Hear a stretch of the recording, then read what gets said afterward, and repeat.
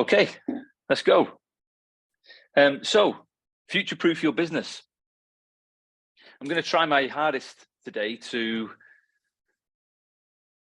be positive here and not paint too much of a dreary picture, whilst acknowledging reality of what's to come and the likelihood of changes that will be within our industry in our lifetime, in what will be the playing out of our careers.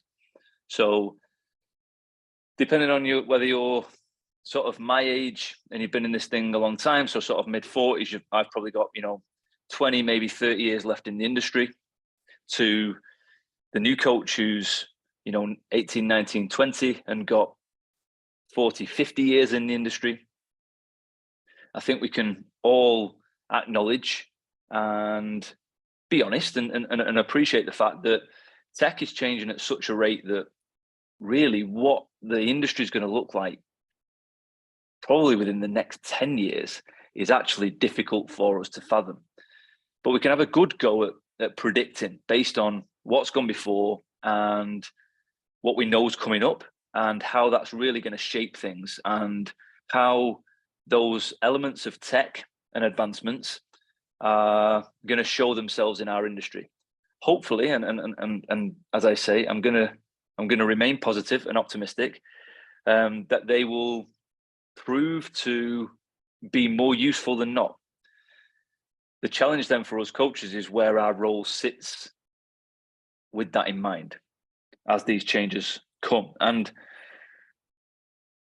the reality then is that our role is probably going to be different to what it is now, especially in 20 years' time. 10 years may be changing, but in 20 years' time, I would suggest our role as coaches is going to be drastically different to what it is now. And I'll try and explain why I think that. So let's get into it. Let's see how we get on. First of all, obviously we're talking about tech here and tech advancement. So when we think about what's happening in the future, the biggest change is going to be tech. So just with tech in mind, I wanted to just sow the seed really as to what that means and where it comes from. So the origin of the word tech, it's Greek, and it's a combination of techne, which is art and craft, and then logia, which is theory. So actually you can see that technology is very, very similar to what we talk about in coaching, that combination of science and art really.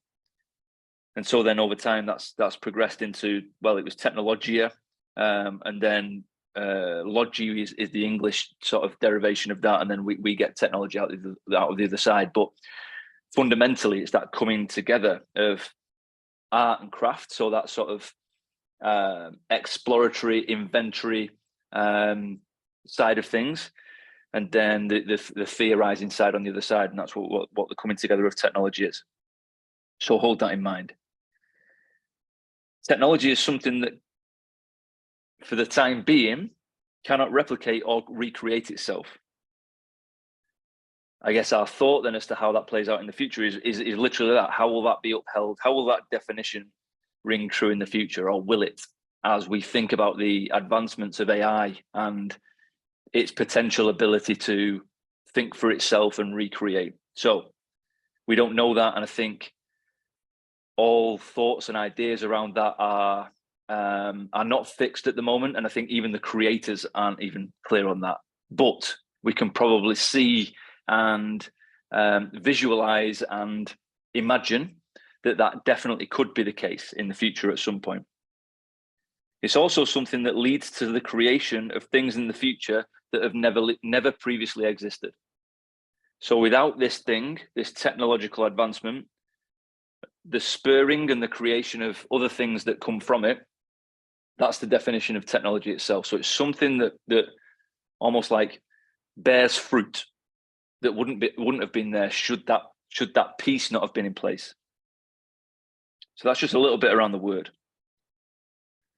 And now I want to cast our minds towards us as humans. So what is our nature?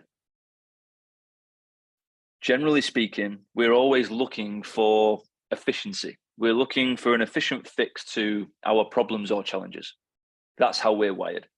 So the more efficient we can make something, the less challenging or jarring we can make it. We're probably going to take that on as a win. So again, that's something to think in mind. Just some examples going back over history of those things and what could be classed as technological advancements. Now, I start with one that's probably not technological because it's natural, but in it being something that leads to the creation of other things, all the way back to our, I don't know if we invented it or we found it, but fire. So fire literally changed the shooting match for us as human beings. It changed how we evolved. It changed how our gut was made up. It changed how we digested food. It meant that we could cook food in order for it to be more digestible, which meant that at that point, the complexity of our digestive system was reduced, and which meant that we had more energy then to grow a bigger brain. So really, we moved from, not that we were ever cows, but if you think about a cow with its double gut and the requirement for digestion there of complex things, of uncooked things, plants in that scenario, means that takes a lot of energy, and therefore the cow's brain is relatively smaller than ours. So in relative terms, fire allowed the evolution of the human for what we see today. So fire is a big one. Agriculture then came further down the line. So if you think about agriculture, as far as creating efficiency around problems, agriculture created a scenario where we could develop more food for more people, so we could feed more people more quickly. So grains, etc., etc. I'm missing some steps, but electricity, a big one. Think about that. How more productive we could be as human beings, as in just staying up for longer with artificial light, etc., etc. And then the powering of everything that we use today, which then leads to refrigeration and transportation. So our ability then to use electricity in order to cool food so that we can store food. Our advancements in technology to create transportation in the first place, but then to create transportation systems, which then leads to what we see today as far as how we buy and consume food through food from across the world, which is preserved to some extent, and most of it is highly processed. And that's what we see in our supermarkets today. So supermarkets are born out of that. So that's a technological advancement for the human being, and a big one, right? So that was the shift from local independent sources of food. And let's not go too far back. So let's go, 50 to 80 years back. All food was local, came from local sources. That's now, well, it's coming back round as trendy, but it's died a death in comparison to the supermarkets, right? So what does that mean? We get more processed food now and less fresh food, just the nature of the beast. The gym is a technological advancement. So this is another thing. So this is just where I want your mind to go, that all these changes are advancements for us as human beings. And it's, if you can see, it's us making things more efficient for ourselves, making things easier, okay? So why did the gym come about? Well, mainly because we had time to go. We had more energy to expend because the physical challenge of our labor outside of the gym was ever reducing. And so we probably had energy to go and do other things. We probably felt the need to go and do something else. And so the birth of leisure pursuits, and then the time, energy, and inclination to do so, meant that going to the gym and picking up ergonomically produced weights was a good way to challenge ourselves physically. And then we know where that's gone. And this is what we get to now. This is what we want to talk about today. So the more recent efficiencies and fixes, if you like, in fitness to our problems as we've gone forward. Equipment advances. So what used to be, and again, it's all come full circle, and it continues to come full circle and cycle round. But what did start off as sort of barbells and dumbbells, then went to machines and more complex elements. If you can think back to the cable machine with everything on it, with the leg extension and the hamstring extension and the bench press, etc., lat pull down, all those things on that single stack. Then into the electrification of that, and so on and so forth. But now it's come back full circle where we're moving back towards the functional movement, right? So we're going back towards something that's less machine driven and as we call it, more functional in nature. You know my thoughts on that. So equipment advances have come on leaps and bounds over the last 40 to 50 years. Modalities of exercise, so how we look at the whole shooting match, has changed and developed. So it's not now just go to the gym to lift weights. What we do with those weights, what we express with those weights, there are many different variances, many different offerings. So the modalities of what we do within it has changed and developed over the years. Probably more so over the last 20 years. And as I've mentioned before on these webinars and in the podcast, probably a big catalyst for that was the introduction of CrossFit in 2002, where Greg Glassman really reshaped people's thoughts around what they can do for their metabolic activities using weights in that scenario, etc., etc. And there was born a whole host of different movements. So with the definition of tech being something that leads to the creation of things in the future that never previously existed, CrossFit was probably a biggie and probably really shaped a lot of the service offerings that we see today. So you could say, and I know we probably won't because there are people involved, and so it's a more natural element, but you could see how that would be like a technological advancement, is the introduction of CrossFit to get us to where we are today. So then the systems of application of those modalities. So it used to be you go and attend the gym and your own mercy. You go and do what you want to do in that open gym setting. So you just pay for the gym membership, you go and do what you want to do. Then came about the rise of the PT.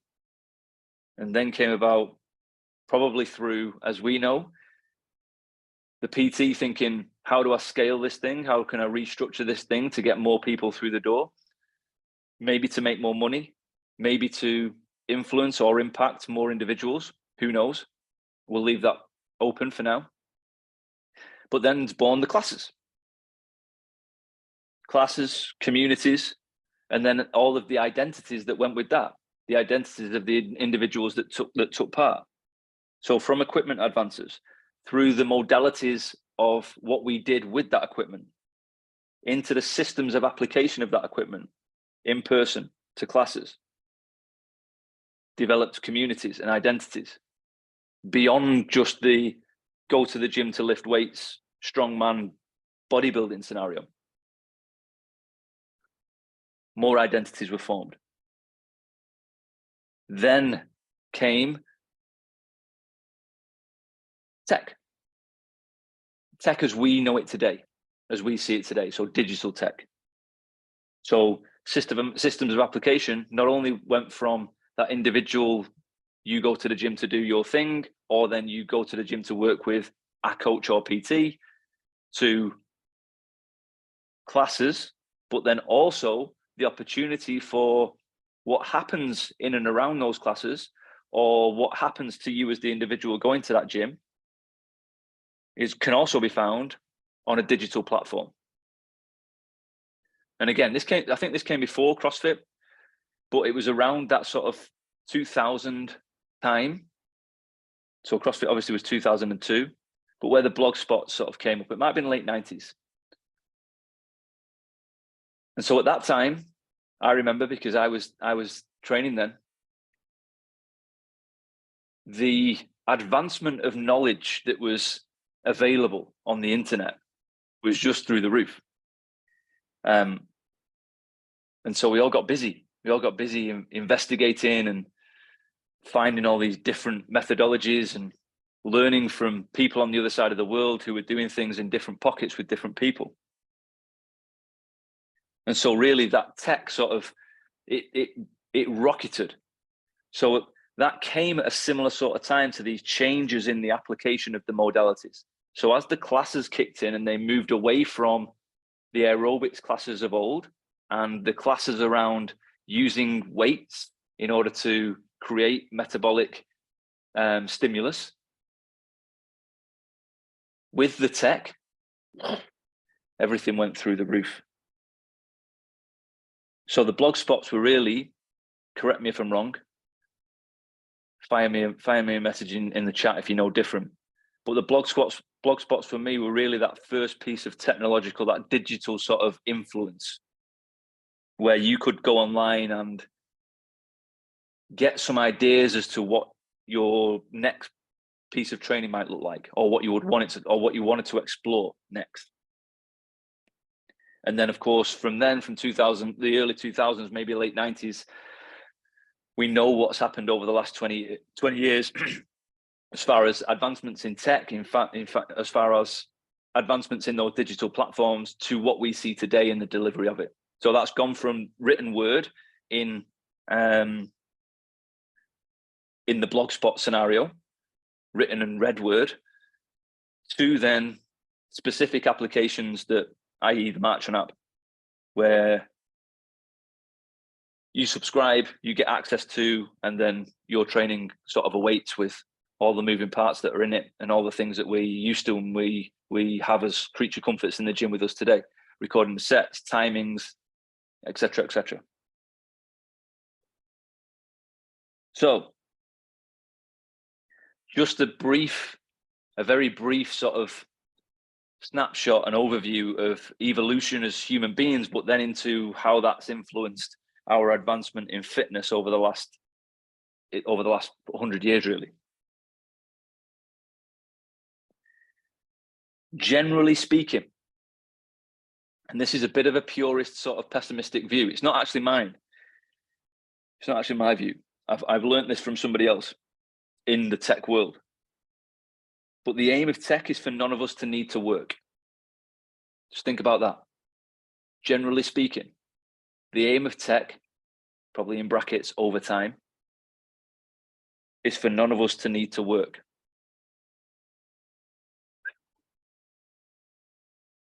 Then that's where we need to be careful with this thing. And that's where we need to be clear on our roles as we move forward. The reality being, if we get to the point where tech does a better job than the human will be replaced. Why? Because we're always looking for a more efficient fix to our problems and challenges. That's just human nature. And if you're far enough, if there's a big enough gap in the pecking order between the creator of the tech and the tech itself, and where you sit and your role in society, that's going to be that unfortunate thing where the tech it doesn't care necessarily for you, and that's where we move to sort of centralized wages, etc., etc. And that's being talked about today. That's being figured out as to the ethics around that, the morals around that, how that would play out as far as human nature going forward in really a current race who are getting lazier and more sedentary. What will that mean? Really challenging thoughts for people with bigger brains than me, for sure. I struggle working through that one, but I'll leave them to it. Just keep in mind that generally the aim for tech is for none of us to need to work in order to create better efficiency or more efficiency. This isn't a scare tactic, it's just the reality. And I think we should all be aware. Currently, all wearable tech and all tracking systems, whilst We might find them useful to whatever degree. Behind the scenes, what they're doing is gathering data. They're gathering data because data equals value in the advancement in tech. So all these folks that are gathering data, Whoop, Garmin, Apple, etc., all the things. MyFitnessPal, insert any system where we input information. They're gathering data. So they're painting pictures. They're creating maps in order for tech to learn and become more efficient in the future. Now, that doesn't mean take your watch off. Doesn't mean stop tracking if it's of use to you, or if it's of use to your clients at a certain point in time, or whatever it might be.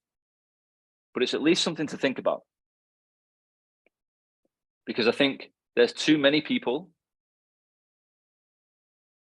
probably a step removed from us, so probably our clients or our potential clients, who are mindlessly taking this information as read and not really thinking about where the data is given. Now, this isn't a conspiracy theory. It's not like, a surveillance thing where, Big Brother's watching us. It's just reality.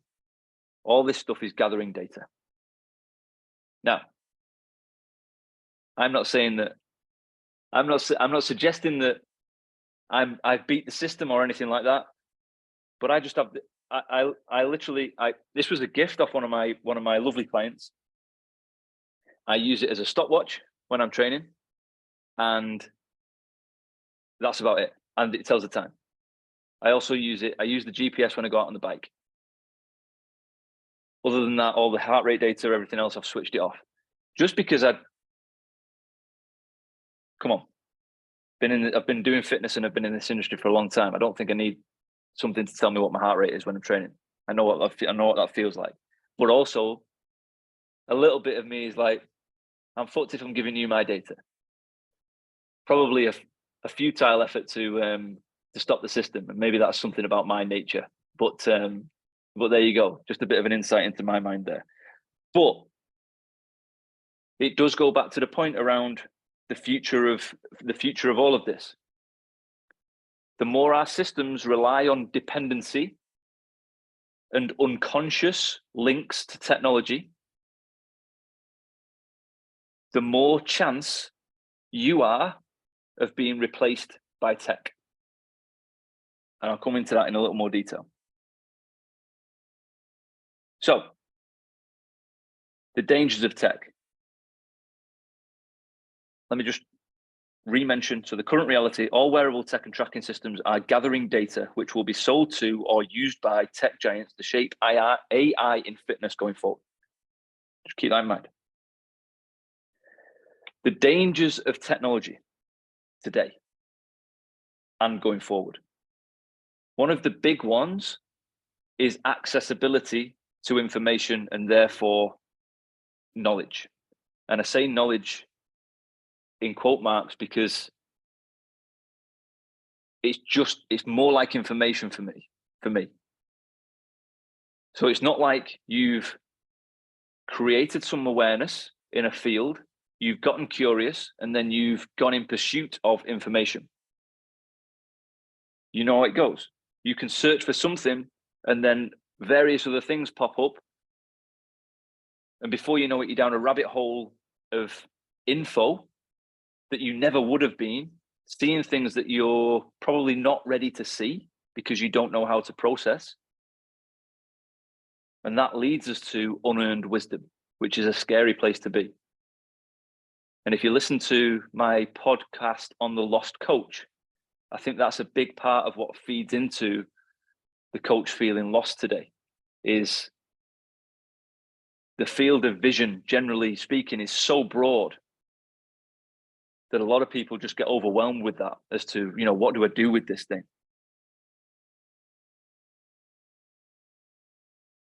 Other danger of tech, which I just mentioned before, increased unconsciousness. So less conscious thought involvement, which leads to outcomes.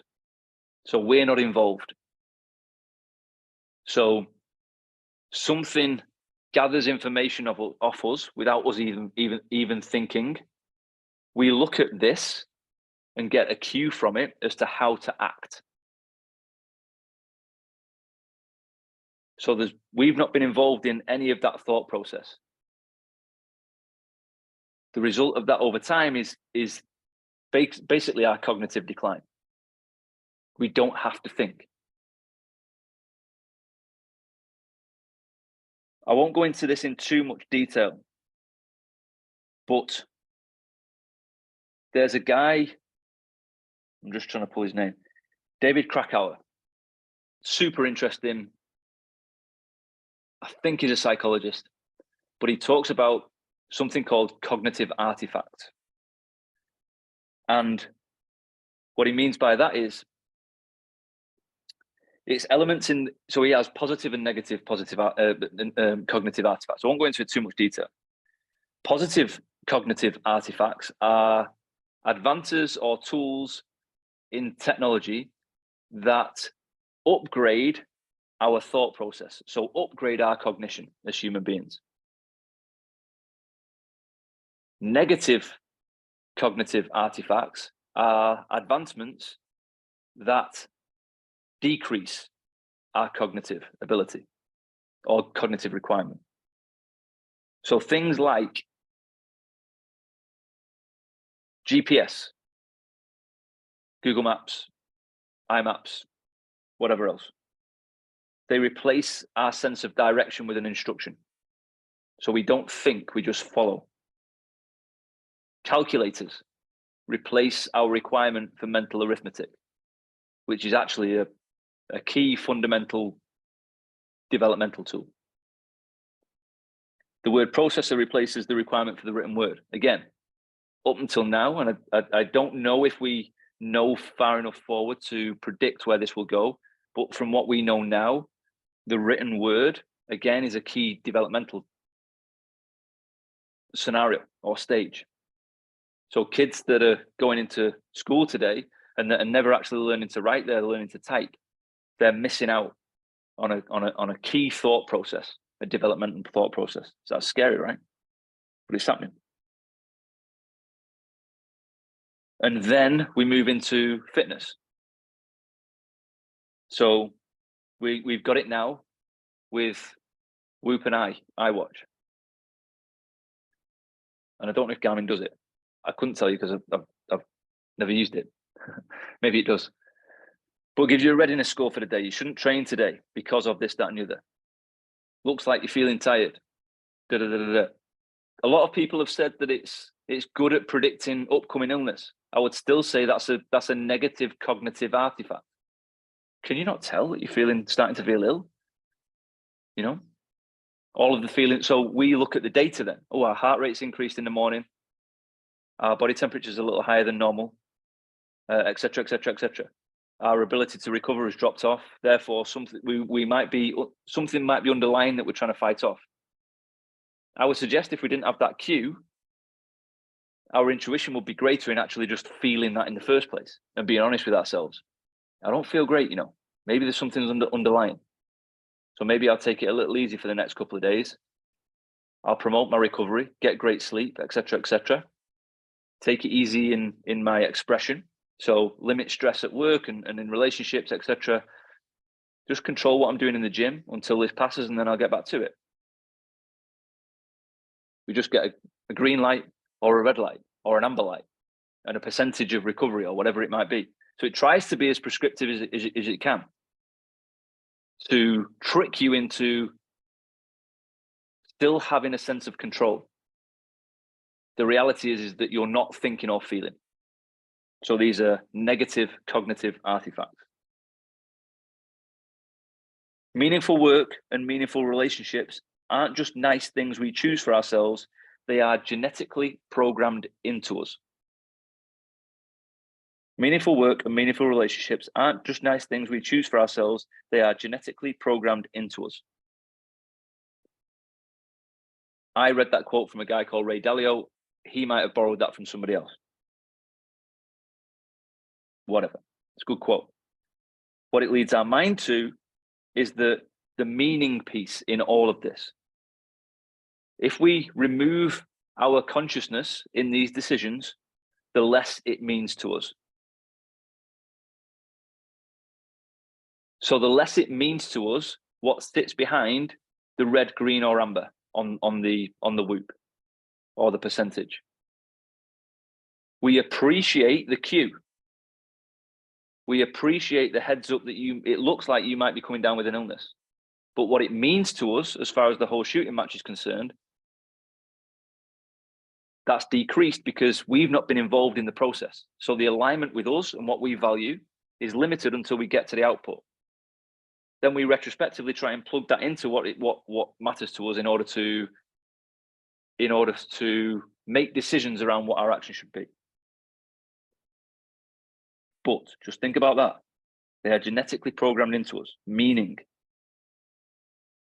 So all of those things are arguably improvements, but improvements that could leave us worse off without them. Think about that. You become dependent on your whoop, and then the whoop is removed.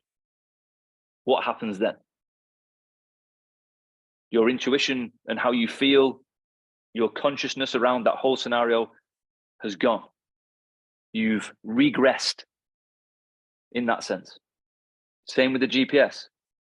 I'm sure all of us now. I grew up in a time where there was no GPS and we used to have an A to Z in the car if we got lost. I knew my way around everywhere. Being an engineer back in the day, I used to drive around a lot. I knew my way around the UK by getting lost all the time and then figuring it out where to go. Now, clueless.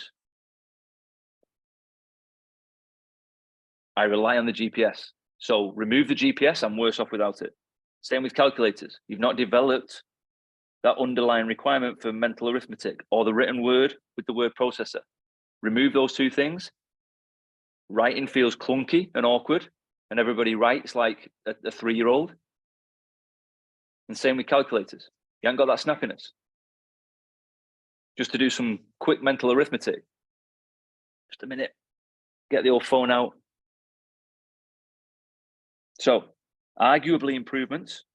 So for efficiency, but could leave us worse off without them. It is with this in mind that we must remember that which makes us human. Elements which cannot be replaced, and protect, refine, and hoist them up as our beacons of hope and fulfillment in the future. The meaning piece, the value piece, the beliefs, everything that makes us what we are and makes us individual.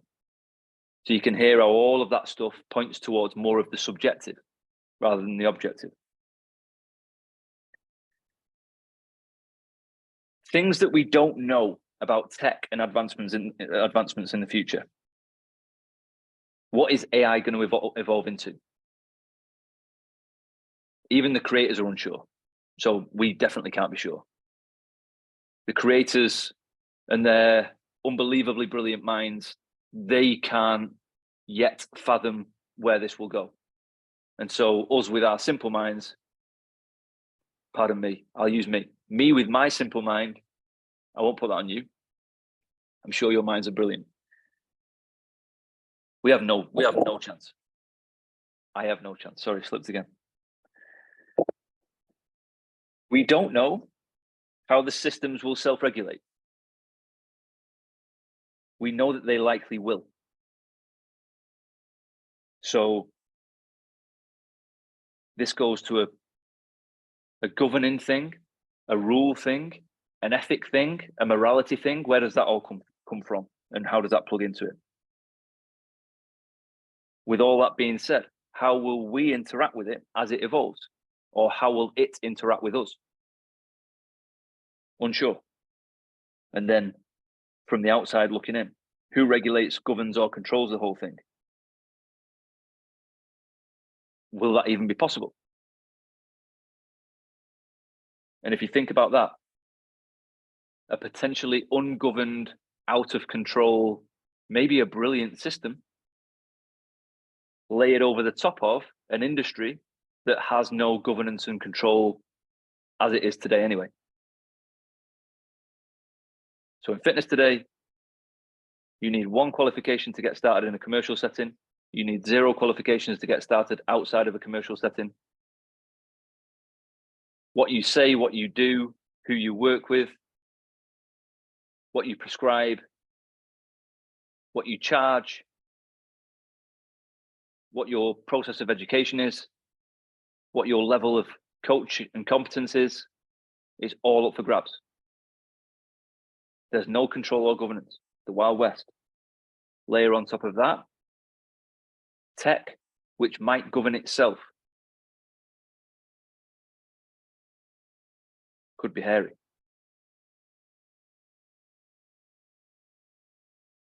Predictions. AI could become everybody's coach. We have to think about that. We have to try and imagine that. We have to try and imagine it and picture it in order for us to position ourselves to know what to do in that scenario and know how that's going to play out. Because as self-regulating and self-developing as this thing can be, there are always alternatives and there are always other ways of doing things. And so I still have optimism that there's going to be room for us as human coaches. But there's a chance, if tech gets its way, that AI becomes everybody's coach. And if you think of that from outside of the fitness industry, from a government and a tech lens, that would actually be a positive step. So we've got a wild west of an industry at the moment that's not governed, and there's a lot of shit in it. If we develop tech that gives every individual in the world for free a prescription of exercise, nourishment, and behavior every day of their life, that seems like a pretty good upgrade. Back to the point. Generally, the aim of tech is for none of us to need to work. So that could be a reality. Challenges to that. AI is only as good as the input. Tech is only as good as the input. With that in mind, at the moment, AI is a little bit clunky in that you've got to ask the question. So I know there are a few program design platforms that are using AI. You've still got to put the stuff in. So if the person putting the stuff in doesn't know what to ask or hasn't got the knowledge around what that means, likelihood is that the output's going to be low order anyway. However, through the data grabs, that will probably advance in the future. Therefore, the more our models moves away from the individualized context, so from the human that stands in front of you, the more likely it is that tech will take over what you're doing, because it's going to be cheaper and it's actually going to be more efficient. Because if your system doesn't allow for the individual, even if it's in a group setting, if your system isn't in some way pointing at all of the individuals in that scenario, creating value for each of the people there, rather than just a carte blanche prescription or an instruction, tech can do that, and it can do it better than you.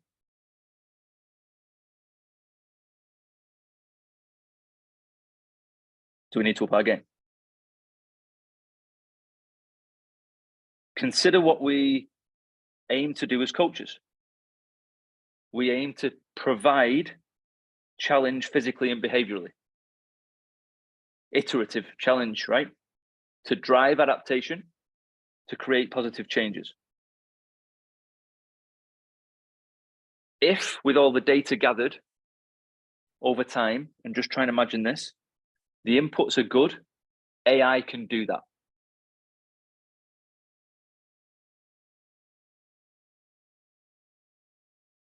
However, as it stands at the moment,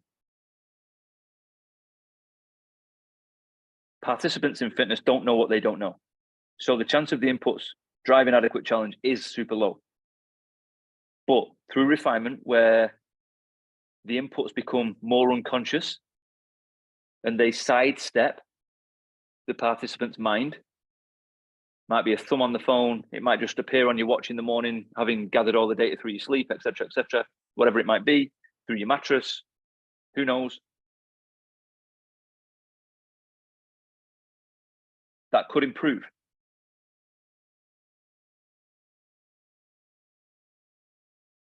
And so with that in mind, think about this. Think how good ChatGPT is now. So it can read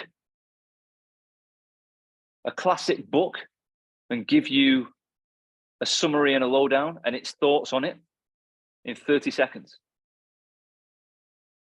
Do we think that it can't learn everything about fitness in order to prescribe a quality program design for an individual based off the information it's gathered in 30 seconds? If we don't think that's possible, then we're being a little bit daft. Definitely possible. So where does that lead us? Mentioned it at the start. It leads us towards the subjective, so the human nature, the client's values, priorities, experiences, story, essence, beliefs, biases, wants versus needs, culture, drives, etc., etc.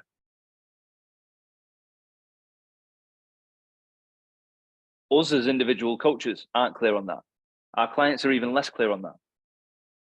So the chance of tech aligning its prescription with what means the most to each client and therefore creating adherence to a program over time, I would say is limited.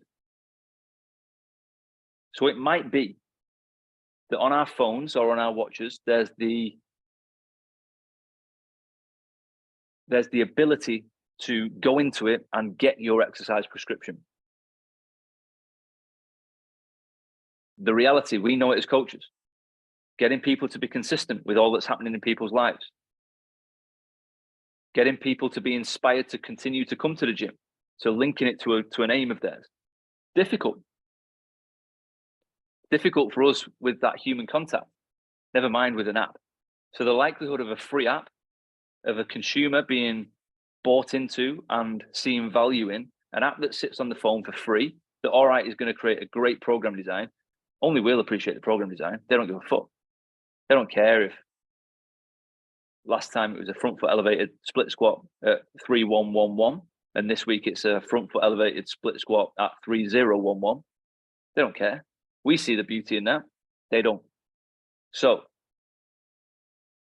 meanwhile, what do our human members and clients see value in? Connection, relationships. So this is where we shine.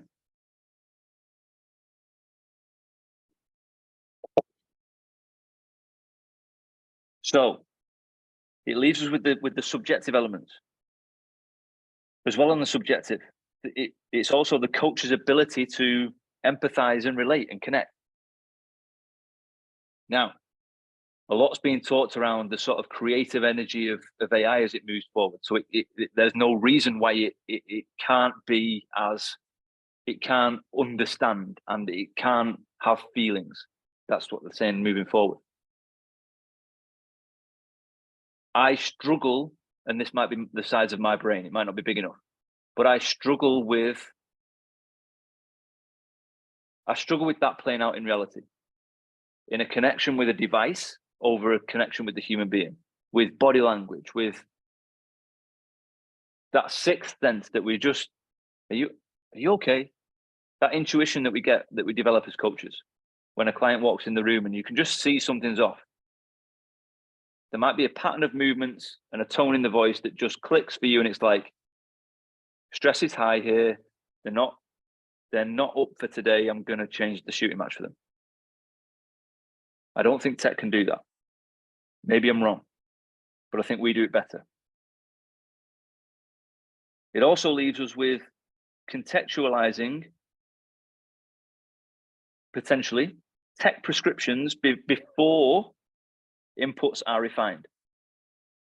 So we might use tech in order to create reasonable program designs, but then we add a layer of, our role might be to add a layer of context to that prescription. So it might give you the gist of a prescription, but then you can contextualize it to that individual.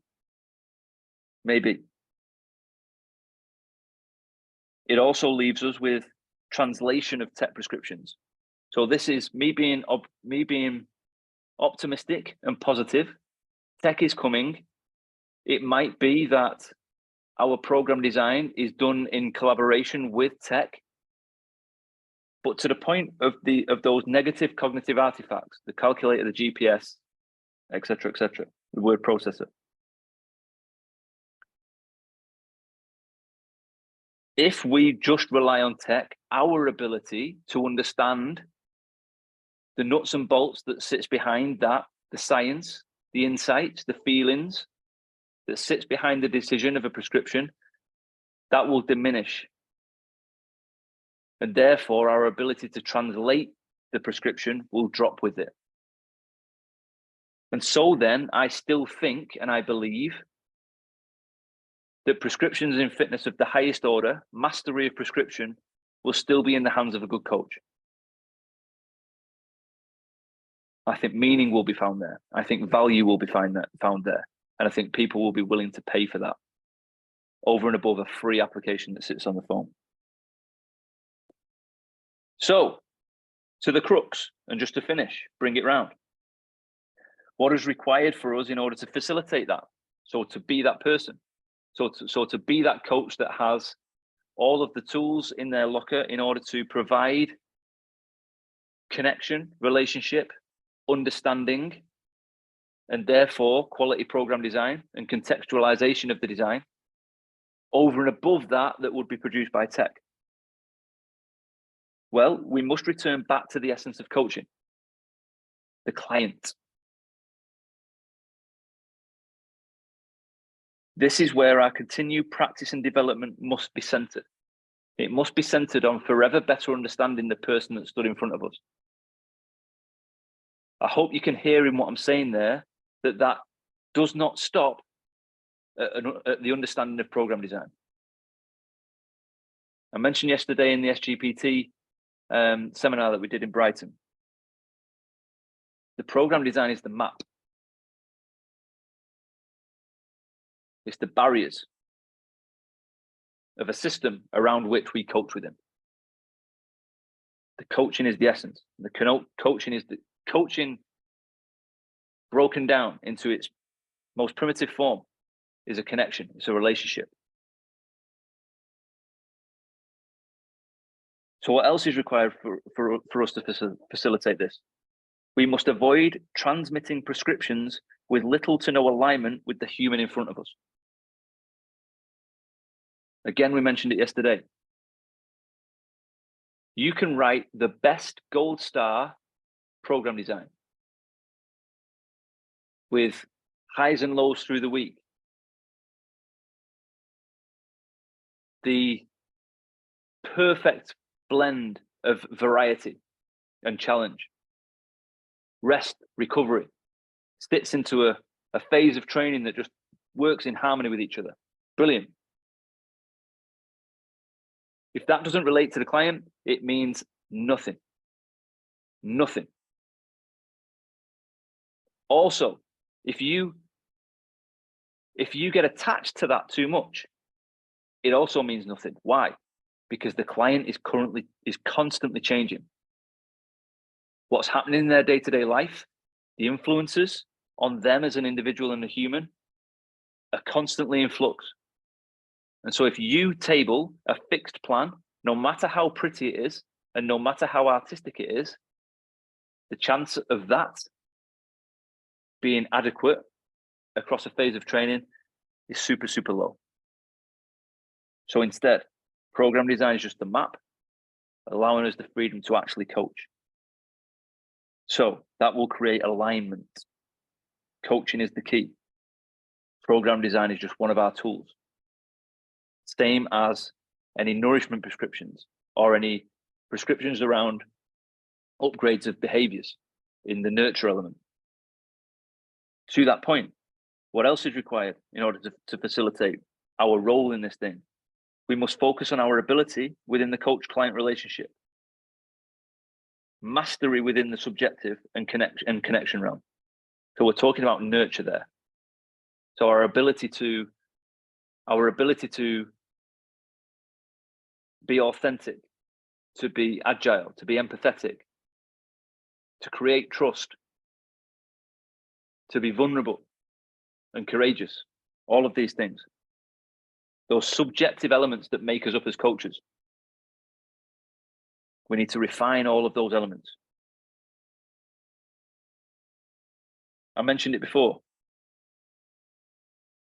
We must veer away from the transactional and or dependency leaning business. So if you're in the business of scale without connection, so more members, so we're talking about commercial here, more people reading your programs that aren't aligned to it. So low cost, high churn. Transactional, dependency. The more our systems point towards that, the higher chance there is of tech doing an infinitely better job than you.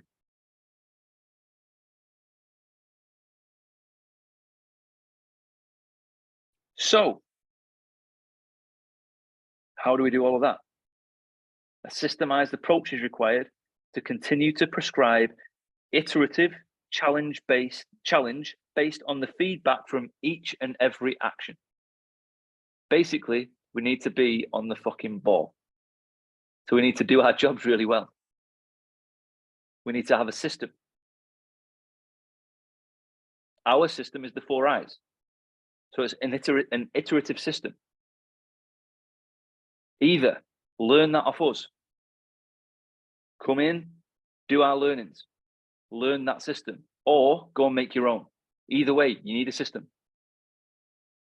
You need a system that's going to allow you to pick up the actions that take place and feed them back round into your machine in order for that to influence the next program design decision, in order for that to influence the way you coach, in order for that to be re-investigated and then back round. If you've not got a system like that, you need one. Because otherwise, you know what tech will have.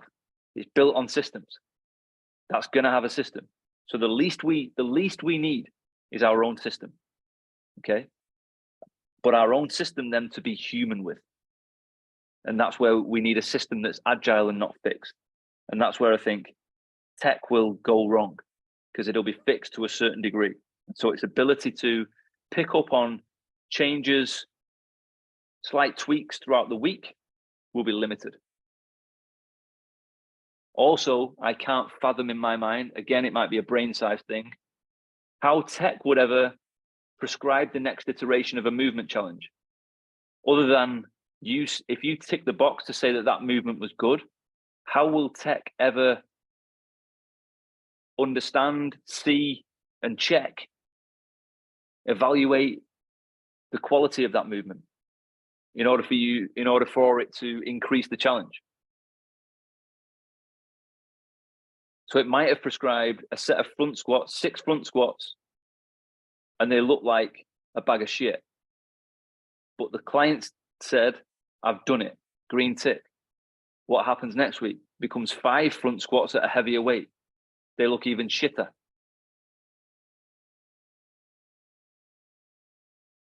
It's an opportunity for us. If we're missing out with our clients on those upgrades through those actions, tech will take over.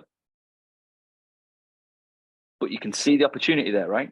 And all that is coaching. So we need to get back to coaching. We need to avoid quick fixes and cash grabs.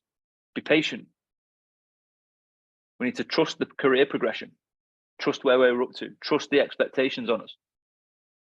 Stick with us on that. We're working hard to try and create structure around the progression of the coach. You know that. That's why you're here. And the big thing, you need to continue to learn. I need to continue to learn. I need to continue to refine my understanding of the whole shooting match so that I can talk to you about things like this.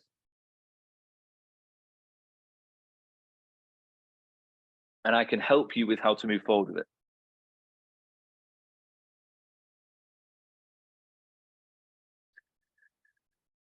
Cool. Thank you to all of you who stayed for the whole thing. I've got a bit of time. Any questions?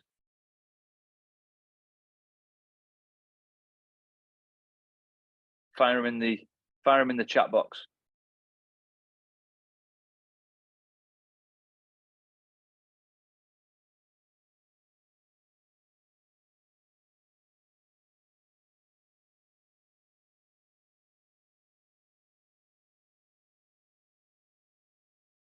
All good? Cool. So, Q&A. Here we go. Thank you. Pleasure. So before you thank me, as usual in the webinars, and those who watch the rest of it on the recording will kick themselves for clearing off. Everybody has to jump out and what have you. For those of you who stayed around, we have on Monday the launch of the first cohort of FFC1, July 3rd, 2 p.m. Kicks off with 2 hours with me. So the big change in this is that it's coach led. So you're going to get 3 classroom sessions with me, 3 2-hour classroom sessions throughout the period.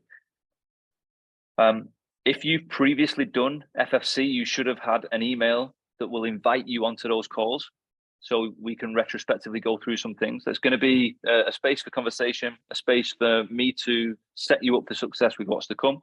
There are also some tweaks within the course, upgrades based on what's gone before, from feedback from all of you folks who've been through it before, which was massively appreciated. That starts Monday. For hanging around, not a question, a brilliant talk. Cheers, Owen. Thank you, mate. Hi there. I've been hearing a lot about degrees for PT, such as those in sport. Is that better, or is level 3 enough? Level 3 is never enough. Level 3 is a start. Level 3 is your ticket to ride. What I'm going to share right now. So, just a sec.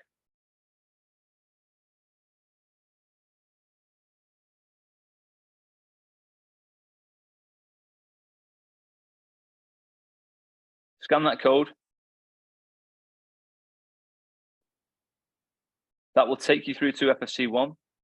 And then I want you to use the discount code FFC July 20%.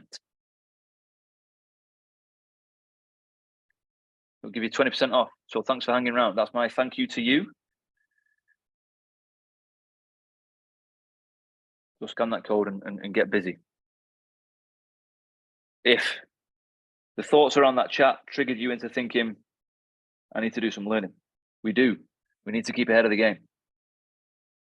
Do you think the threat of AI to fitness coaching and programming is high, or whether the majority who use this will be the lazy, not as invested people, and that the people who actually care and want actual progression and coaching will remain with the human coach? Yeah, so I guess that was kind of what I was saying, but I think that will be the short term. And I think what we'll actually see is AI will become fantastic at creating systems and coaching products. So look at what's happening in ChatGPT over the last year. You know, the information that can be gleaned out of there if you want it. So if you value that, massive. And so the service is going to be there. To my point, though, I think over time our survival will be based on our ability to coach and have a systemized approach to maintaining and progressing the relationship with our clients over time. And as long as that's in place, I think we're going to be okay. I think there will be, most definitely, because it will be the easiest way, it'll be for the lazy. And so I think that it will probably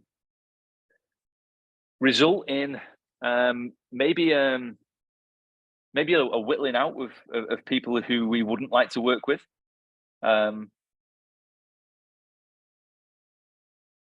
But it is coming. And so, yeah, I think if we're caught napping and we're not focusing on the client and we're not focusing on our systems, honoring that relationship first and foremost, then we'll struggle. The code, just a sec. I'll write it in. I just need to pull it off my notes. Just give me 1 second, please.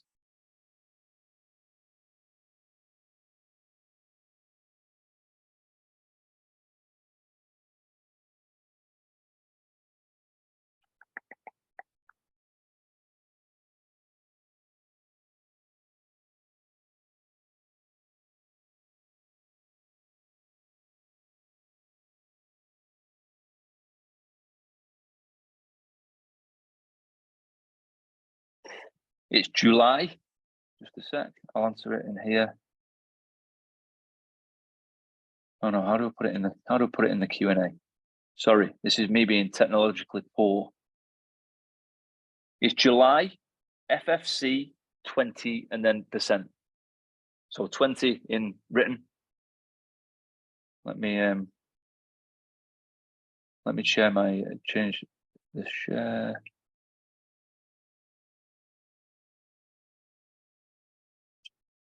I'll write it in here.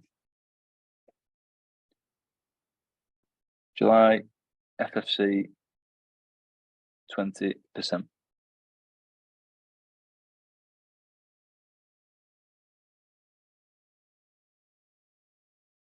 you think consumers will become fed up with AI and fix systems which will lead to more consumers looking for coached and an in-person touch point? I hope. But I think as we can start to imagine the progress of it, there's going to be a sense of relationship with this technology as it begins to understand and begins to pick up sort of humanistic elements. That would be my prediction. So there might be the facade of a relationship. We could get into the philosophy of around what is a relationship in that setting, and then the ethics around that with essentially a piece of machinery. It's really difficult, but you can. I mean, it's happening now in Asia, right? There are more men than women, and there are more. I think in China the average age of the first sexual encounter is at somewhere around the mid-30s. And that's being replaced with relationships with technological elements. Maybe not in a sexual nature, but they're getting that emotional connection from that. It's happening already. If the term work relates to jobs that can be made easier by technology, does the world become more inactive? Yes. The majority of people working out from computers, and does that mean a good coach might be more useful? It's a great point. I just fear that work and vocation, for me, so labor, is a big part of meaning in the human's existence. Remove that, and it could be a real downfall of mind and cognition. That would be my fear if we move to a sort of centralized earning pot. Where would people derive meaning? They wouldn't have any challenge. They just get given money. For what? And so only the driven would go out and find some purpose in something or create some mischief. Who knows? So yeah, potentially they could become more useful as people become more inactive. What that centralized wage would be for us as we move forward, if we're put out of work by technology, would that be sufficient to want to hire a coach? Would that pay our bills? All these questions. So much, and all that's unknown, right? We don't know. We can only guess, and to the point. The best we can do is continue to refine our craft and be better within the relationship with coach and client. And if that means some tweaks to our systems in order to facilitate that, then I'd get busy now, because it's coming. If that means upgrading your education in order to understand that better, in order to understand how to do that, or to learn systems that enable you to do that, get involved. And that's what I've just shared with you. I'll reshare that code. It's basically a link to our website. So if that's not working, go there, use that discount code. My treat for you hanging around. I appreciate it. Thanks for listening. Hope it was useful. Have a great rest of the week. As usual, any questions, DM me or drop into my email, and I'll do my best to come back to you. Cheers.